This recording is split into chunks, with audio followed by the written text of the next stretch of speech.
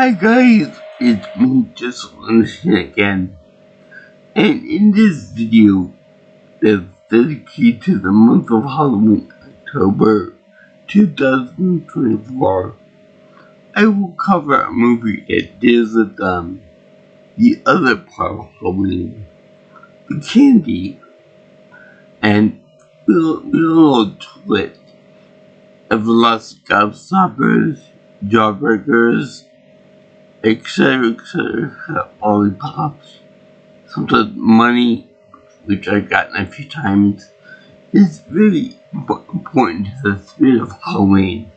You go to somebody's house and you get candy, you get some money, you go dress up as devils and angels and single guys.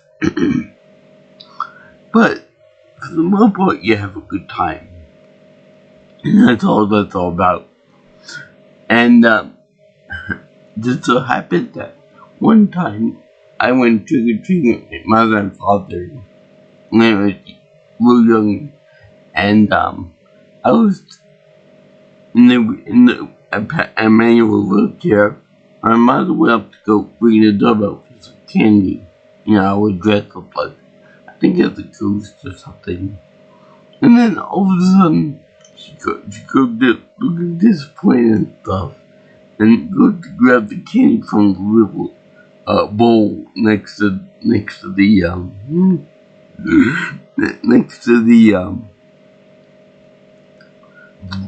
door over there, and then a guy getting dressed up like the Green Reaper comes over and scared the living shit out of my mother. That was his whole big thing, that he was scared the living dealers at anyone that would come by. So, yeah. Unfortunately, in real life, my mother was the first one of us to dance with the Reaper for realsies. And, yeah. The less said about it, the better. I want that to be a happy video. So anyway, I'm going to be talking about the remake of Willy Wonka and the Chocolate Factory, known as 2005's Charlie and the Chocolate Factory, which is weird because Charlie's the main kid, but the movie focuses more on Willy Wonka, played by Johnny Depp.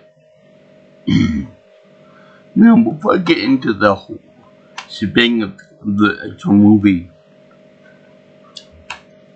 I do want to say that I have two versions of this movie. Lucky me, right?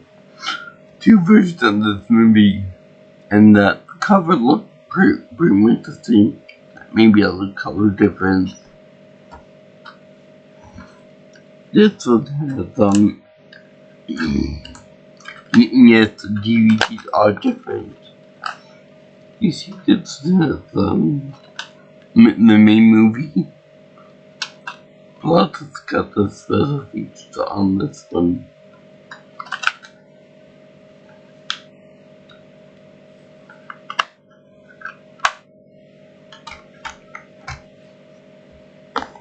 Even the backs are different too. You see, this is the cover art, the disc art of this thing, this one. So that's kind of weird. I'm not really into the special features, but yeah. For this one, it really doesn't matter because this is more of a guilty pleasure movie of mine. Because I know that it's not as good as the original, and it will never be the original, but it's got a jealousy part about it. Like, look about it. Yeah, they tried. They really did try. So anyway, we don't cut too much of a waste of time here. when we talk about Willy Wonka giving away the 5 tickets to the kids that they got fined, and he gives them up in random locations in Wonka bars that are like computer generated, and they computer generate the whole process of the making candy, like in the first movie. But this doesn't take more of a fantastical type thing to it. And I like the way they have the world set up so that they do Tokyo, London, and New York City. But the thing of it is that New York and I think Tokyo are set up to be like the stores are set up to be like a 1920s, 30s-ish store. I don't know where this is from because everything else is modern by most standards. Also, for the same matter, is that when they talk about Morocco and that's where the kids buy the Wonka bars, it's kind of racist. Case in point, they use goats and live chickens to buy the Wonka bars, to buy the candy bars. So yeah, I'm gonna just take a wild guess here to they don't do that anymore. So I'm gonna say that that's some very racist stuff. They should know better than to do that. But besides that, the movie is fine. You know, whenever I think about fantasy movies, I don't want to see any racism or negativity because that's too real. But what isn't real is that there's no comedy in the movie. That being said, in the first one, remember how there was always the adult commentary before they actually get into Candy Factory?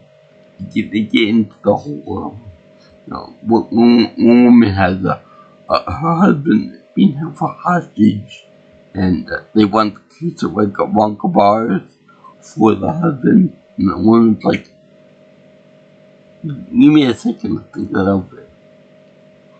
But it just hasn't life on. Like I said, give me a moment. And then we also have a big with Queen of England, want to buy the last box of Wonka bars, like an option or something. So the thing is that is the Queen of England at that point in time rich enough as it is that she doesn't need to buy candy bars? What the hell are you gonna do with a box of old candy anyway? You're gonna give it to your kids or whatever. Yeah, that doesn't make sense. Or at the time, Princess Diana and Charles. But wait, I feel so bad for saying that, but she was a very good person, by the way. Anyway, there's also the little matter of Charlie Bucket. Now, I know that Charlie is supposed to be poor. He's supposed to be very poor in the first movie. But in this one, in the first movie, they more or less played the violin for the kid. Now, I'm poor, so sorry for me and stuff. But then, in this one, it's like they got a whole freaking violin quartet for him. He's so dead busted because his father is out of work and stuff that he makes like a candy factory complete with Wonka as like a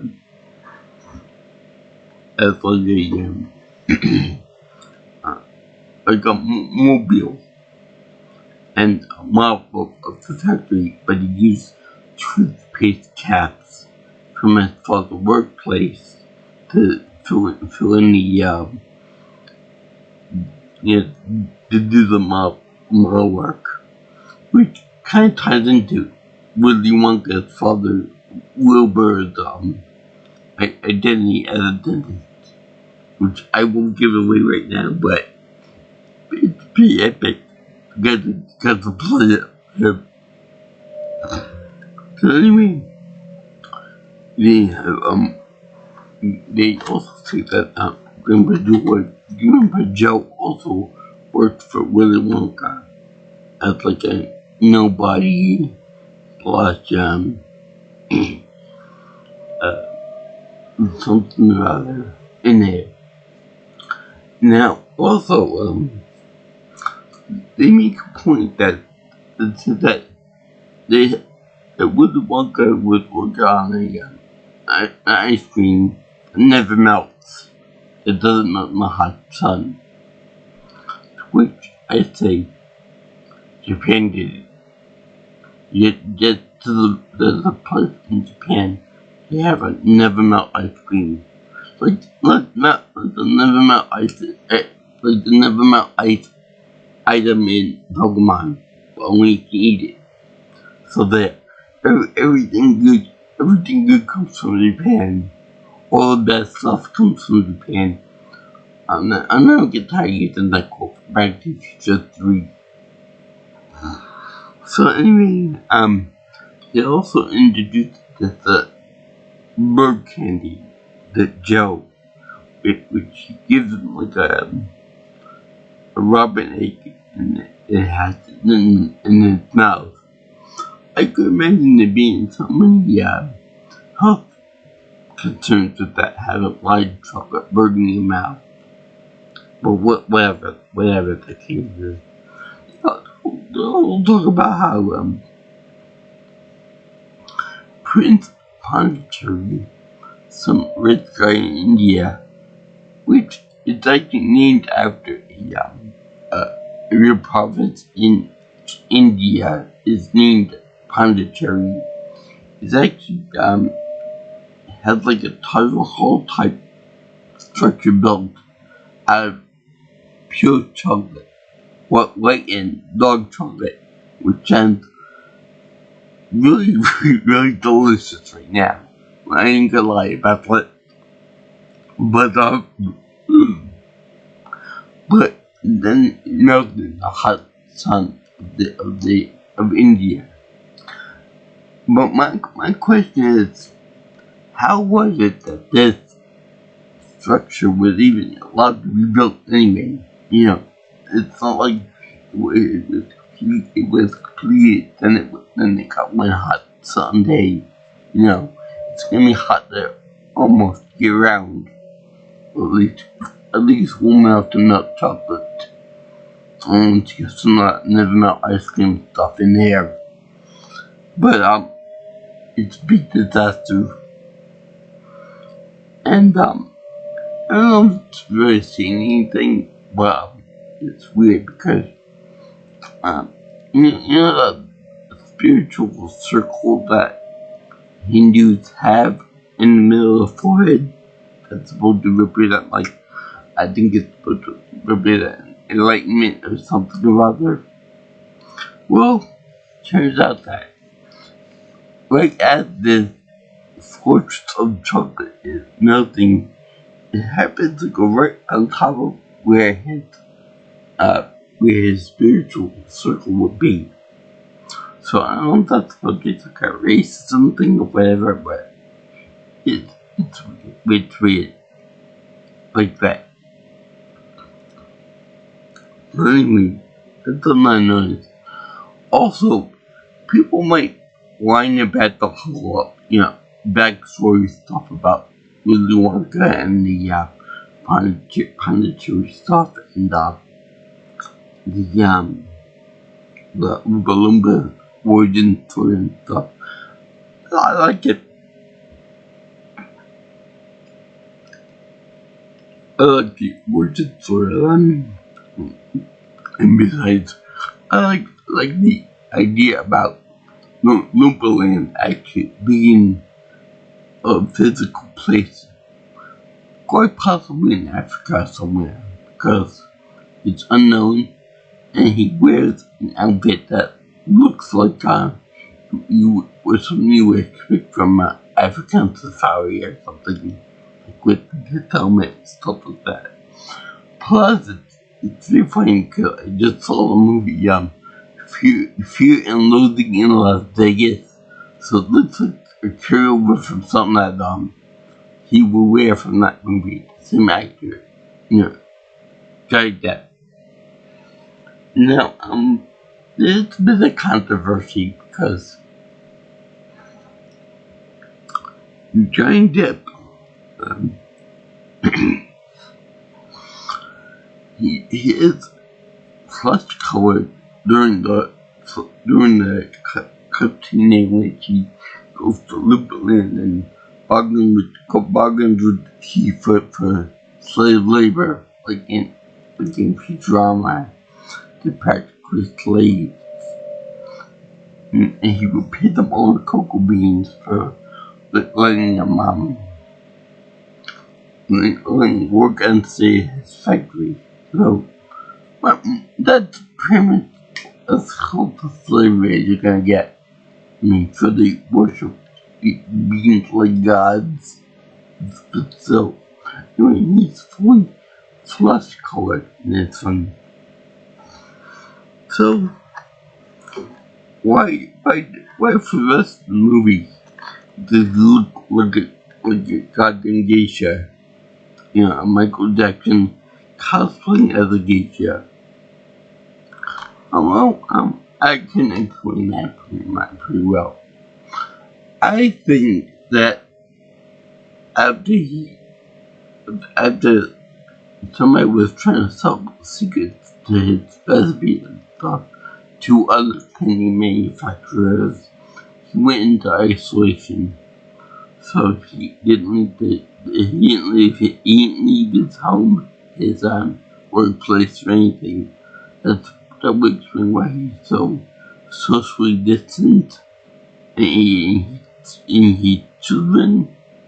And that's why he got the pale complexion. That's all I got.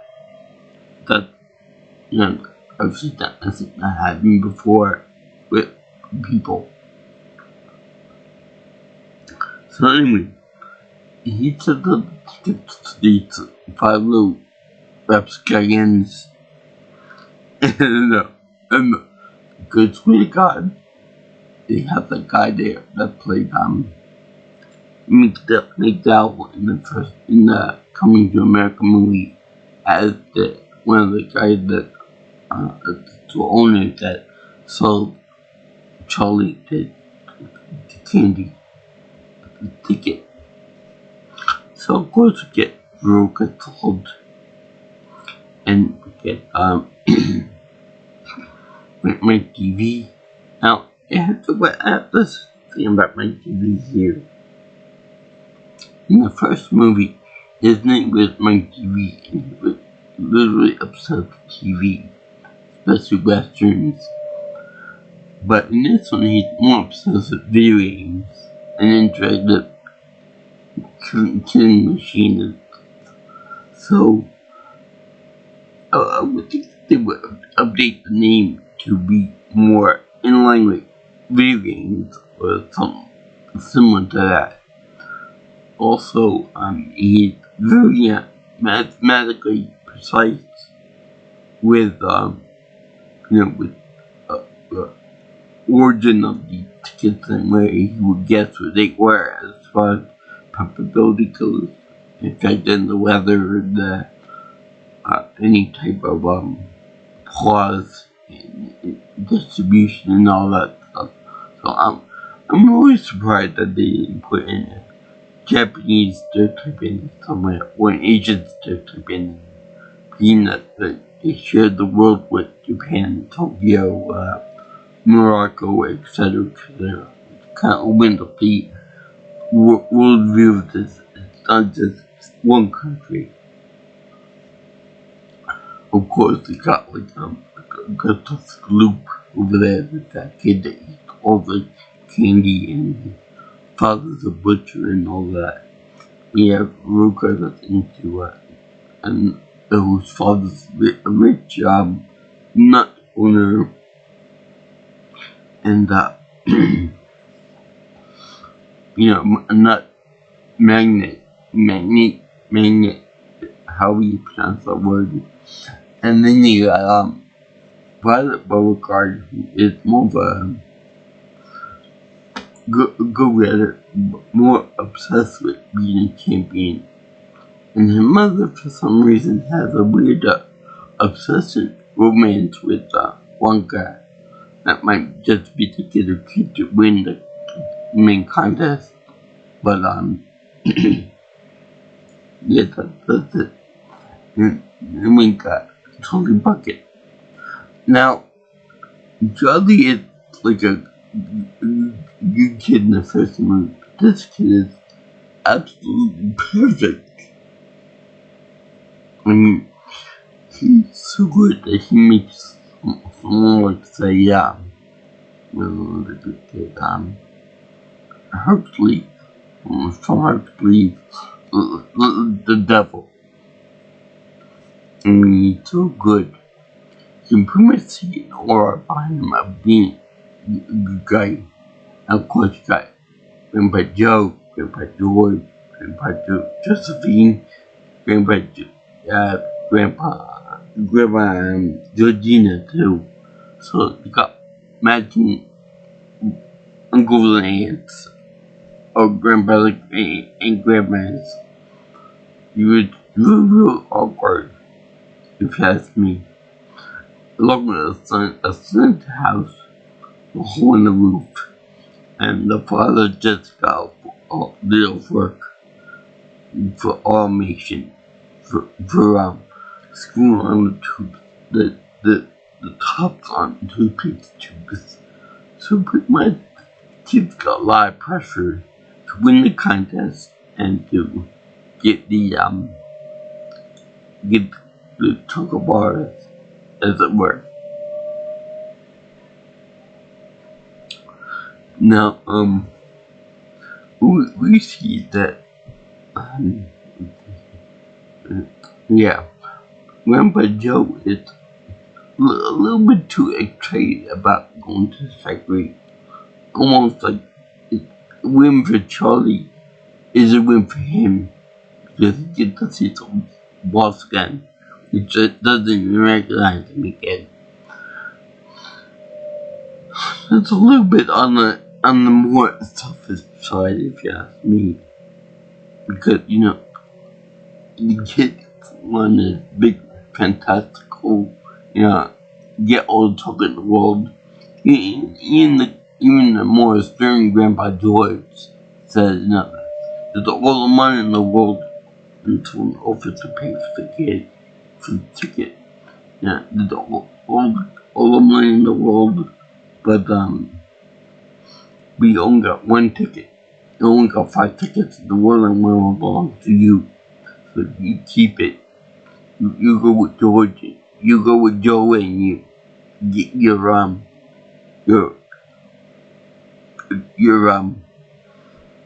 golden prize. I'll get to that in a minute. So they go over to the chocolate factory with this best on there. Now, I don't know if this is trying to say anything about Willy Wonka, because they have the Willy Wonka, the amazing chocolatier. That's the song will be animatronics that go ahead and roll up and stuff. But then you have him on the throne, where the throne's empty. So, he appears behind the kids and the adults. And, I keep wondering if they were trying to say anything about, Willy Wonka being humble about it. Being he's an awesome person, but he didn't think so. I kind of like that idea. I mean, it's not you know the opening, but it's so something special. So anyway, he goes on to it. Um,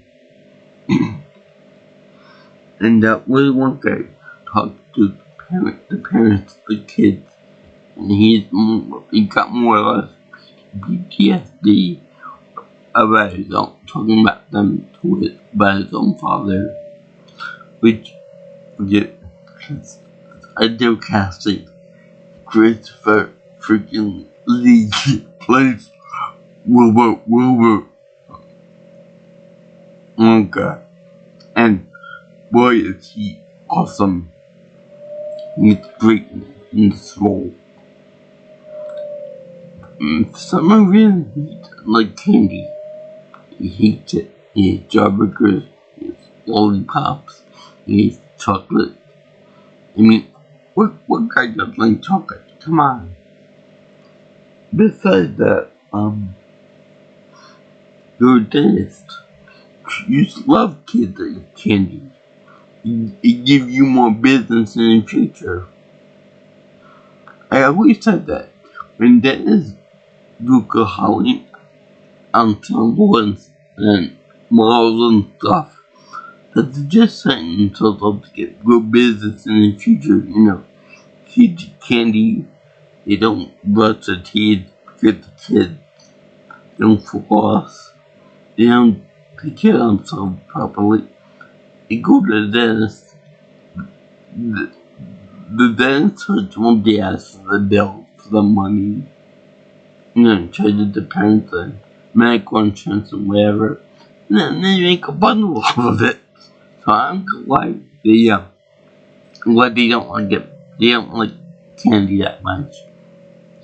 They see that they don't like candy a lot. In their hearts, they like candy. In fact, when I think of it, my old dentist, Dr. T, used to always have, Corona was his name, which I always miss, but that's the point. That's why I can say it now. Dr. Corona. What happened was, every Halloween, he would always do it at his office and outside his house. Like a real nice party setup. Like with a coffin and that, for Kenny and whenever he would dress up as Dracula, his wife would dress up as Elvira, Mistress of the Night, with cobwebs, with boiling cauldron, all the other fun shit that you're associated with Halloween. You really do look a bit plus nice. Now for me, we make it so that was the same thing for his office during regular hours. That might be kind of fun to go to see.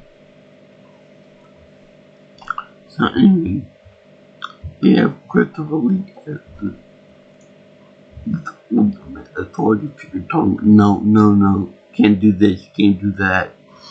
Can't we want the kids to get braces on, like, I never had braces like this, but they look ultra heavy duty, corrective stuff on his face. So, he said that he wanted to go to, all the candy capital of the world, like Bavaria, okay, Switzerland, okay, got you there, Italy, maybe, Japan, yeah, they got weird shit in Japan, China, okay, I got by that, maybe India, then they get into weird stuff like Iran, Greece, London, Great Britain, America, yeah, America.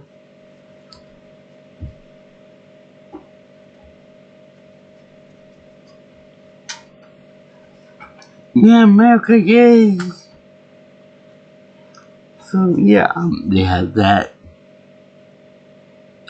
and then they have I understand Iran and Greece and all that stuff. I don't think that they have a real rich chocolate candy environment or history.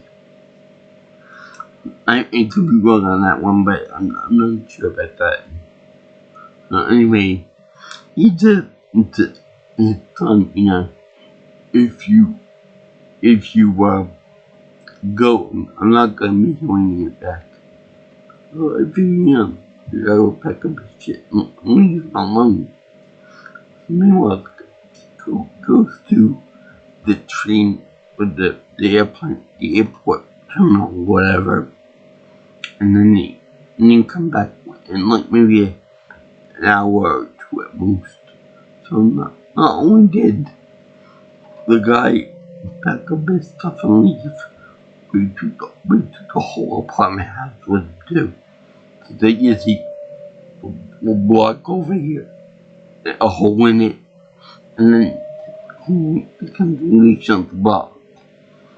Leave the bungalow that plugged it. I'm like an open hill somewhere. And I was like, I don't get it. Now I do a Archie again. Anyway, we go into a place there, and the traditional, the look of it, really good in the factory. It's a giant improvement. Do wonders for it. It does wonders that the Southern Lampion couldn't even touch. And I gotta give him credit for that. So, yeah. Let's talk about something that I personally don't like that well in the movie. And that'd be Oompa Loompas. Now, I know there are some jokes out there about certain races that each individual of the race looks so similar to the other one in the same race that there's no that they're all one person. You see this with Asian people, with black people, with other people. That's not right. You might say that Italians too. We do look similar to each other and whatnot. But they step way too far in this movie.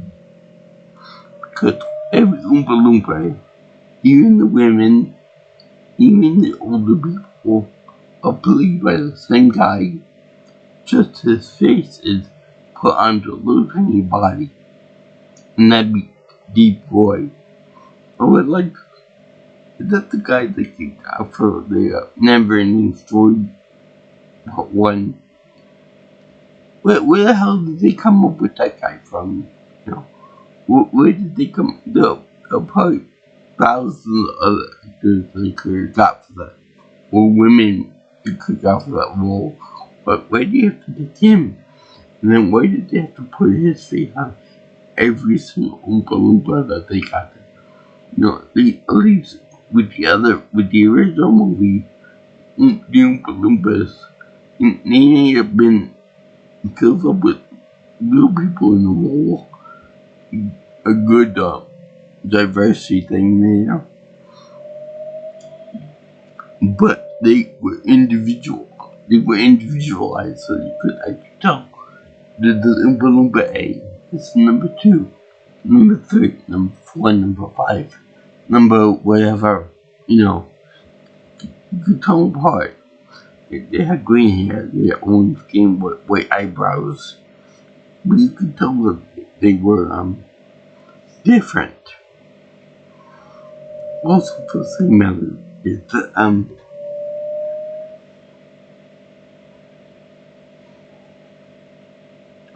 the Oompa Loompas in this one were about maybe, think about maybe 1.5 times the size of the DVD case. They were very little people, whereas the Oompa Loompas in the first movie, they were about 3-4 feet tall, and I read about they were pretty useful as far as height goes. These guys, I wouldn't trust them with anything. That's how big they were. That's how big they looked. So anyway, that's one point for the original Oompa Loompas.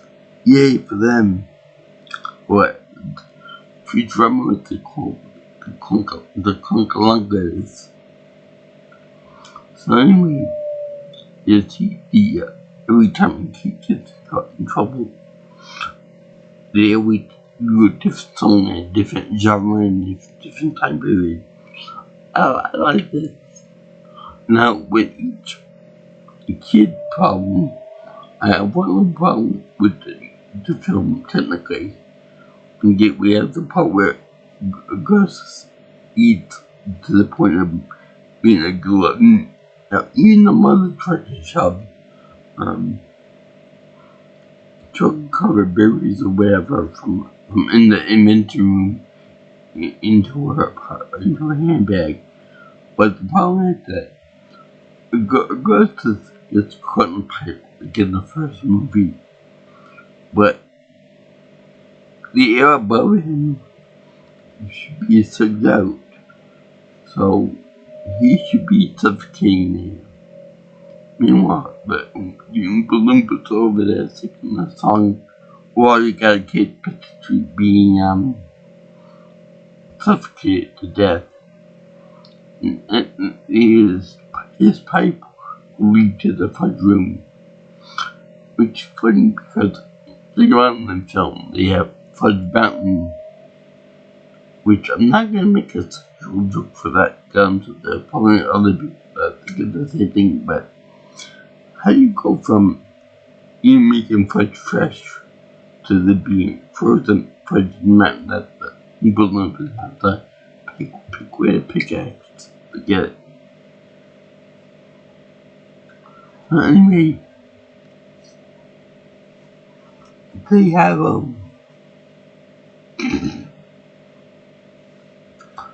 they get their one kid off the bat and then go onto the seahorse.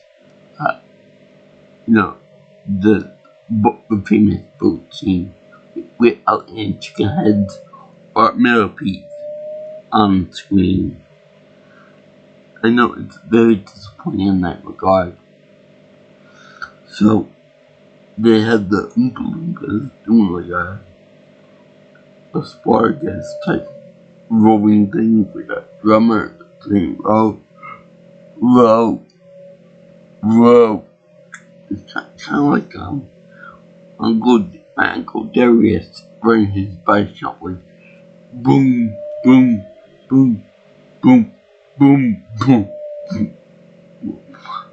I often call him Uncle Curly to bust his balls whenever he busts my dad's chops. So anyway, you see, next part is got the hair cream and the whipped cream jokes from the first movie. They actually show cow getting whipped, which isn't right. Next up is Violet Beauregarde to go out the window or into the juicer because he becomes a big bluebird.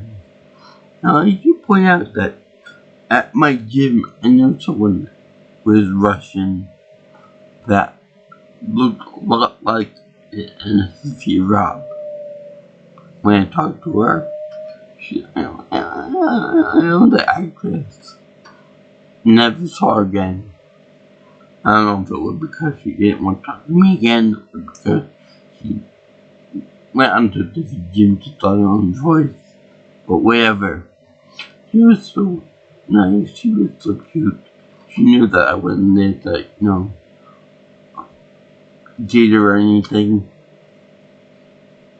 But she was nice. I did look her accent. That's the point. Anyway, Violet Beauregard becomes a big blueberry like in the first movie. But in this one, I have to question why you can understand Violet coming up with blueberry, but why do her clothes change color too? And we think that it got used afterwards. She, she would lose the blue coloring. Shit like the guy that eat the color of silver and became blue. So anyway, they show being pushed into the juicer. And I love the mother's face. Whenever the Oompa Loompa second about being chewing the gum and chewing gum. Like, I'm gonna kill you. I'm gonna kill each one of you guys. I'm gonna shove you so far with smuggled ass. We shouldn't get you the next month. So anyway, they get rid of her real quick. And then they have Ruger Salt, which I swear to God, I think I heard that somewhere that Johnny Depp added the part about the Ruger Salt being a type of war. So she goes there. She says, "I want a scroll right now. I want a scroll right now." She goes down to the nut sorters to try to get one. But here's what I know about that. She says she wants to follow the Bible for her. Okay. And Willie says no for the first time in her life, probably. She got the word no. But the thing is that I wonder, why does she even want now? In the first movie, she says, I want the Oompa Loompa now. I want the golden egg first. And she wants the Oompa Loompa now. So then, we said no to that too. But yet, if you're gonna win the contest, win the factory, win all the candy you want, you're gonna get the Oompa Loompa, you're gonna get the scroll, you're gonna get the nuts anyway. So why you gotta do it now? I think it's probably because you wanted to get it right then there, rather than earning it for herself. Because I also like her rivalry with Violet. I guess it must be a little girl competition thing. So anyway, they get rid of her, they put her down the garbage chute, along with the father too. I don't think it's right, but cause if you notice, that's the only parent that goes down the garbage chute with the kid. With the kid to be punished or to be killed. But it's revealed at the end and they all make it through. So then it's in the next one where they have my TV test in which they have they have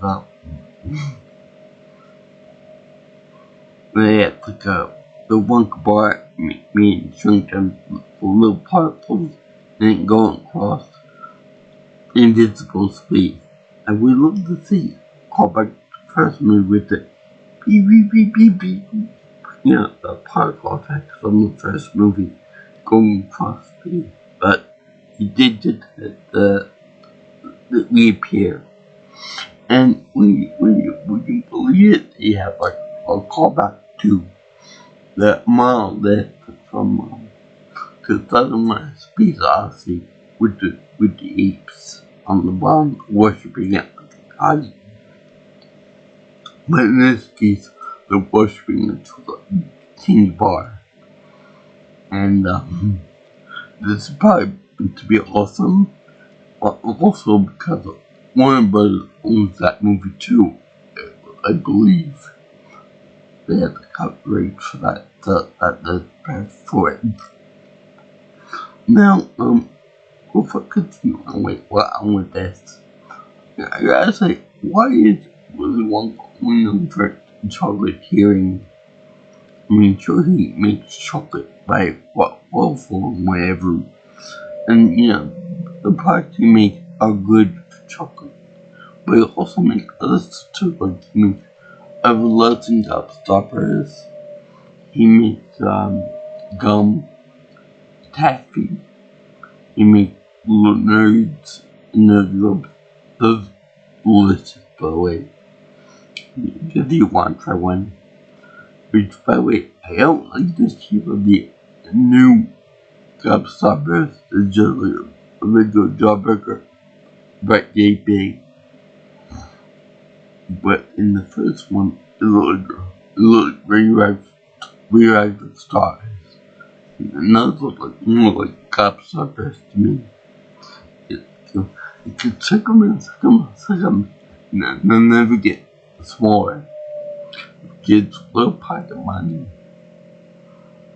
No comment on that. Not an adult. It kind of ruined my image of the line. No comment on that. But yeah, so they show that. But why is he only known for being in charge here? Like we can't just be doing his confectionery genius or whatever. And so then he said, you go through a weird elevator with balloons shooting at like targets and shooting jawbreakers and hard candy at targets and make it like fireworks. To where Mike said that's pointless, and then Charlie said candy doesn't have to have a point to it. It just is. To where Walker said, this kid's got something that I like. Not in a good Michael Jackson way, but I'm just saying he likes the kid. He got good ideas. So anyway, Mike TV decided to be a little quiet after his father. And I know better than that when it's Wonka. And then he does the same button as they did with the kitty part, and he made him look small. Now, you might also that this little warm up for the machine to warm up and do what it has to do takes like a minute or two to warm up properly. Use up the Oompa Loompas at any point can easily override the system or depower it and punish my TV that way. But no, they do it anyway. They allow them to do it. And he becomes part of the Who Doesn't Want to Speak off the movie. And during the song, they end up changing the channels. And then one involves Rock'em Sock'em Robot, and then it involves a news report with Oompa Loompa in there, and something else too. Maybe a game show somewhere. Anyway, I'll look at it later. Maybe you can comment on that below. What it is in which it's a troublesome thing. So anyway, they show him going in there, doing the stuff there, being out of trouble. And one we go to that.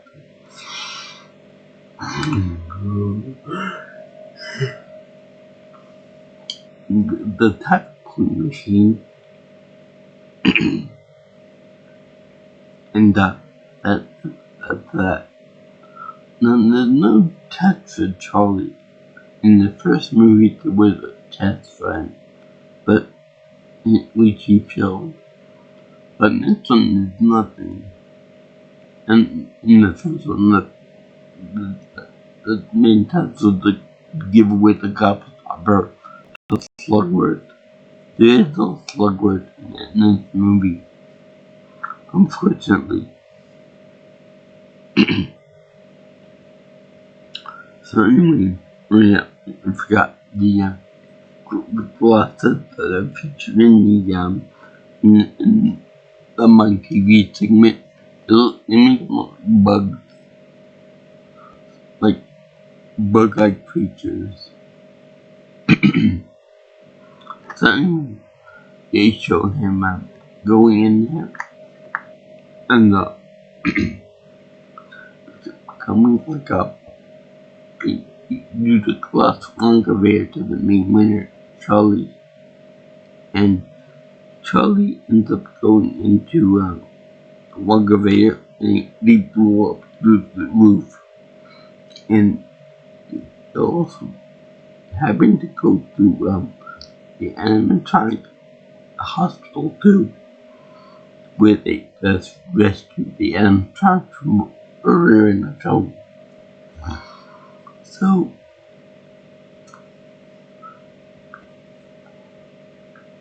Charlie ends up telling him, no, I won't move in without me. And,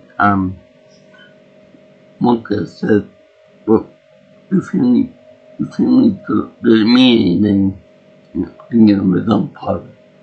And then he told him, no, it's soft.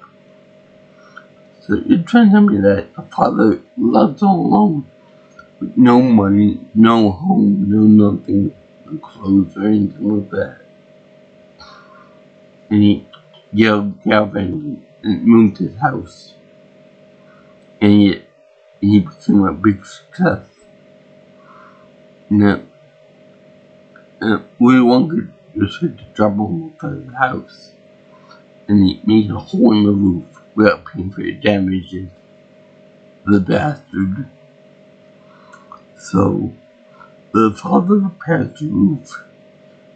And then, somebody he gets the job repairing the robot that took his job in the first place. So he gets money that way he can afford to every meal. And Charlie, Willy Wonka, goes to see Wilbur, his father, and make amends. And I would like to think that it's really funny that Christopher Lee is over there with a real dental hook and mirror going into a little giant dead's mouth and look around without using the actual hook itself. Look around and stuff. He's got perfect bicuspids. And then he realizes that it's his own son. He couldn't even tell by just looking at him that he's your own kid. You had to look at teeth for that. Talk about dedication to your work. I'm grateful that he's not the same guy from the Little Shop of Horrors, both the original and the remake. That would have been funny as well. But they showed like the inside of his mouth and then he showed the dentist poking around and stuff. I always hated that. I don't know, but I hate the dentist and that part in particular. But they didn't do anything like the hook because that part would have been a safety hazard. Meaning that Christopher Lee didn't know what he was doing professionally for that. So, whatever. But he showed the mirror and stuff. And I don't know if they had reflected on in the mirror or not. But anyway, they showed that in there. And they make amends and they hug it out. So, and that kind of thing. But then, before Charlie moved into the factory with his family and stuff, they showed them more roll-off, show that people in bed walking to the table for Thanksgiving, and they showed with manga over there with the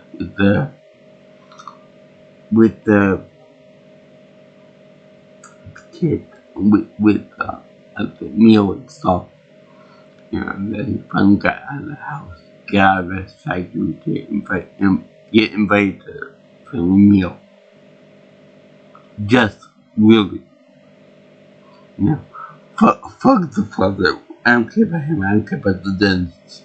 So he'll make everyone clean their teeth and floss. So don't worry about the father. And it would be really nice to have him over, especially for freaking giving, to have him for Turkey Day. But I guess not.